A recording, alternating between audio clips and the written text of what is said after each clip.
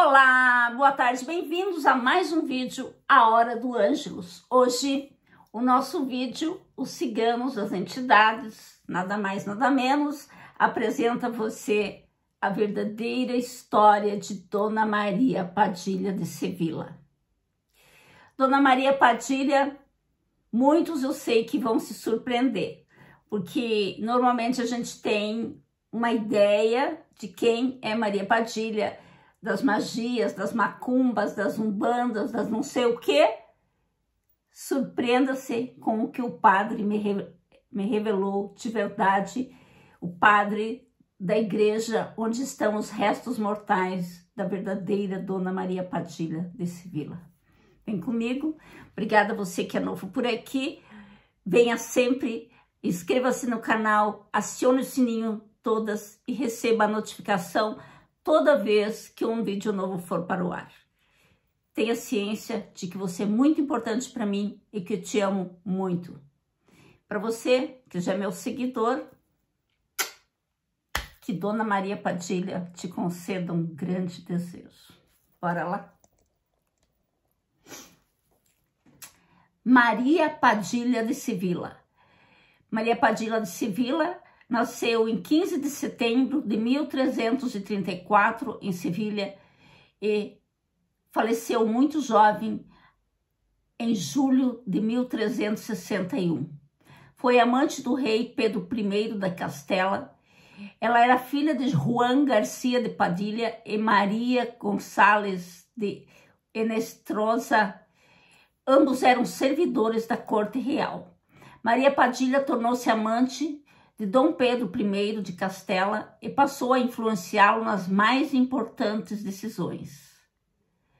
Foi graças a Maria Padilha que em 1353, Dom Pedro I de Castela, o jovem rei de 19 anos, escolheu governar como um autocrata apoiado no povo.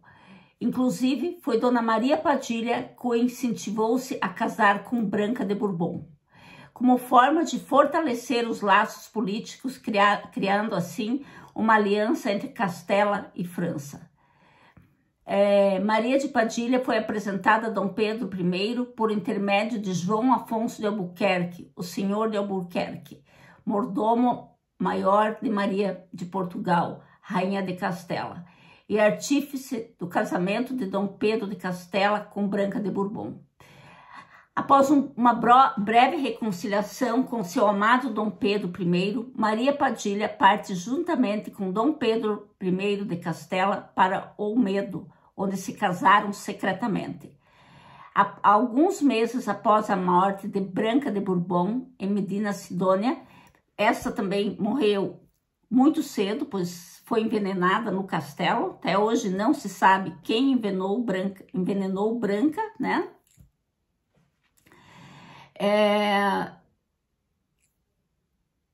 Onde eu estava, juntamente com Dom Pedro de Castela para Olmedo, onde se casaram secretamente. Dom Pedro I e Dona Maria Padilha se casaram, então, secretamente em Olmedo. Alguns meses após a morte da Branca, a pandemia da peste bubônica de 1361 ceifou a vida de Dona Maria Padilha. Logo, ela ficou muito pouco tempo casada com o rei, né? Antes ela foi amante, ela incentivou ele a se casar para que fortalecessem os laços.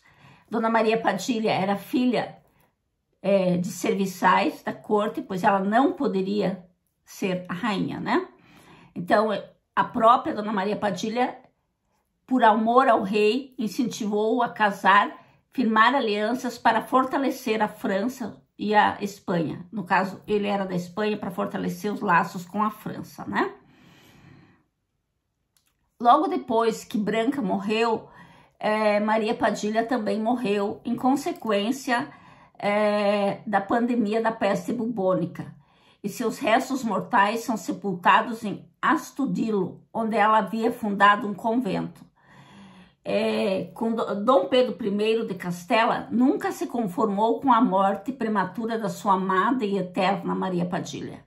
quando um ano depois, em uma corte celebrada em Sevilla, declarou diante dos nobres que sua primeira e única esposa havia sido Dona Maria de Padilha, com o arcebispo de Toledo, considerando justas e honrosas as razões que levaram Dom Pedro de Castela a abandonar Branca de Bourbon. Tendo em vista os conflitos com os franceses, Pedro I deparou com uma corte disposta a radicar a afirmação de seu rei e a assumir Maria Padilha como a legítima rainha. Para ele nada importava.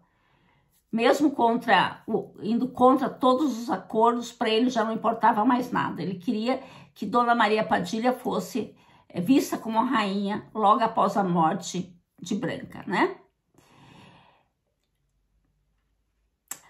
Com essa confirmação de que Maria Padilha foi a única esposa, o rei Dom Pedro I de Castela, os restos mortais de Dona Maria Padilha foram transferidos para a Capela dos Resina na Catedral de Sevilla, onde estão até hoje.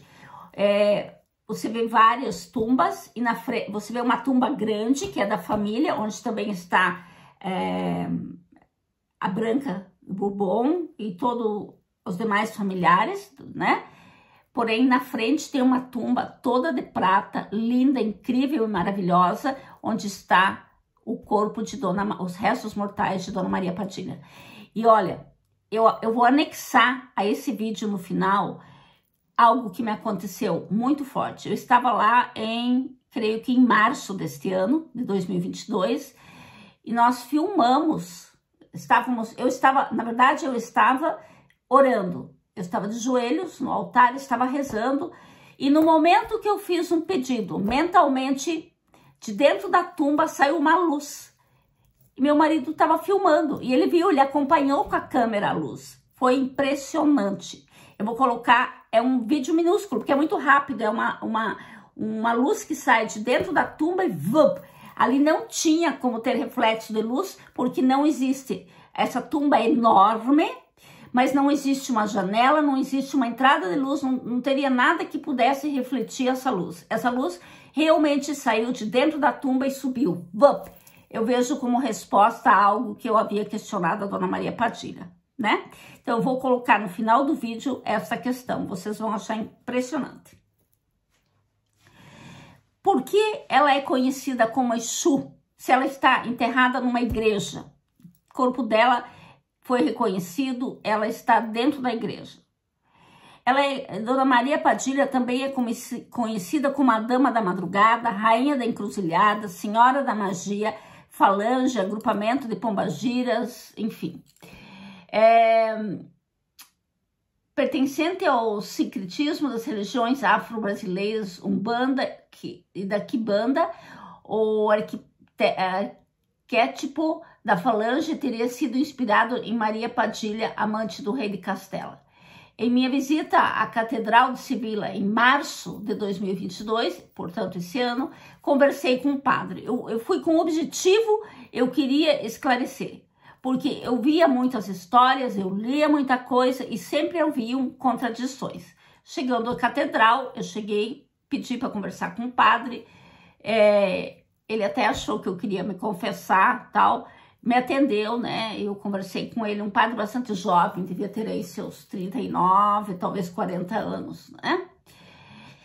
E eu precisava entender a história. Foi então que o padre riu-se e me disse: a fantasia das pessoas é incrível.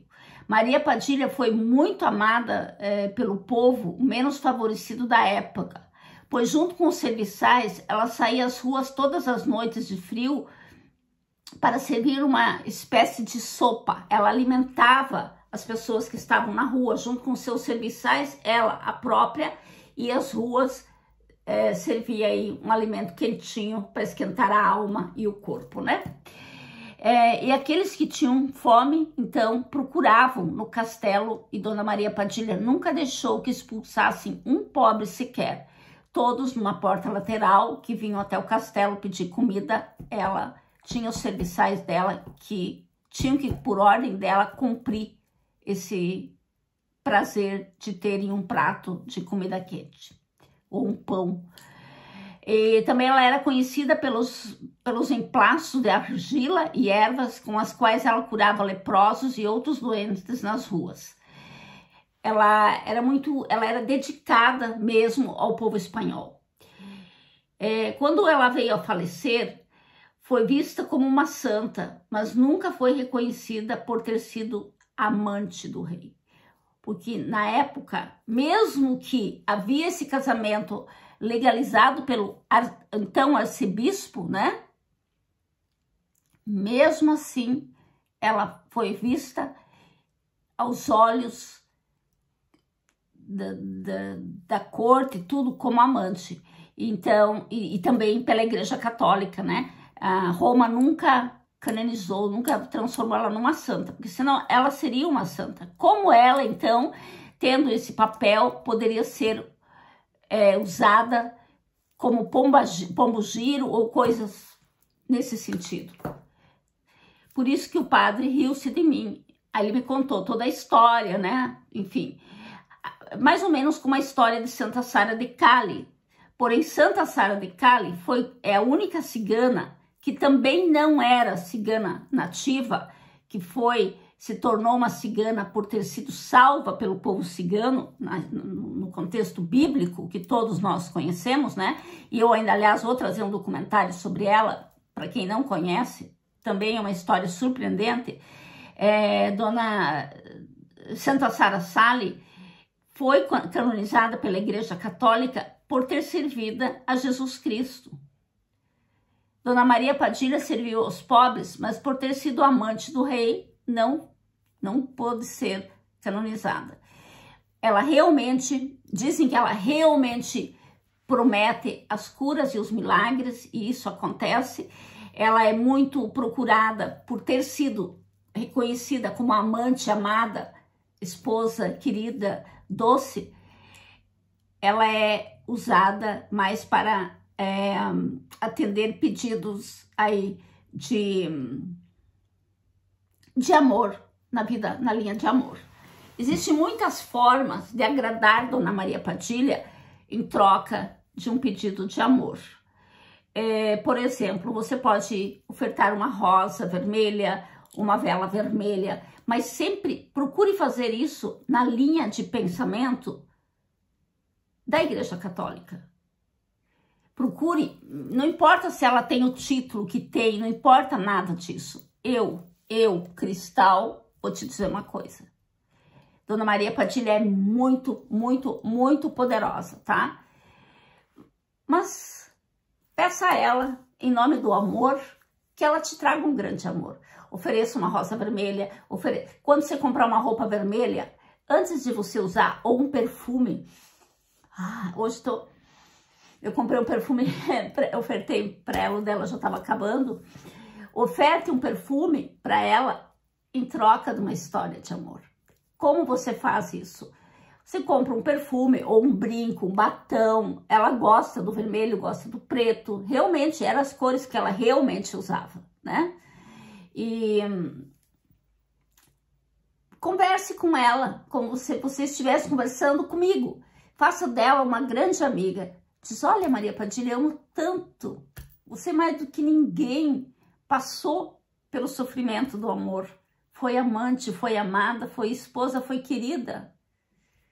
Traga para mim o amor de fulano de tal. Ou traga para mim um grande amor. Aí você deixa esse perfume, ou rosa, ou anel, ou qualquer coisa que você ofertar a ela, durante 24 horas, de preferência, exposto ao sereno. Digamos que você tem ou no sereno, ou então perto da janela, que pelo menos pegue o ar da madrugada. Após 24 horas, depois o dia vai amanhecer, vai ter outro tipo de luz, né? E depois de 24 horas você recolhe, diz a ela, gratidão por estar sempre comigo quando eu usar este anel, esta blusa, este perfume, qualquer coisa que você der a ela, né? Mas se for roupa, não importa se é uma lingerie, se é uma blusa, se é um shawl, né? esse aqui por acaso é preto com vermelho, é uma seda preta com vermelha, mas pode ser só vermelho, tá? Ofereça e sempre que você usar, você vai se sentir muito poderosa, ok? Bom, pessoal, essa é a história de Dona Maria Padilha de Sevilla, que eu queria contar para você e dedicar a você com todo o meu carinho e com todo o meu amor. Conte para mim aí embaixo se você já conhecia essa história, se você já conhecia a história da poderosa Dona Maria Padilha de Sevilla. Ela foi muito vaidosa, muito linda, poderosa e com certeza entenderá o teu caso de amor. Beijos.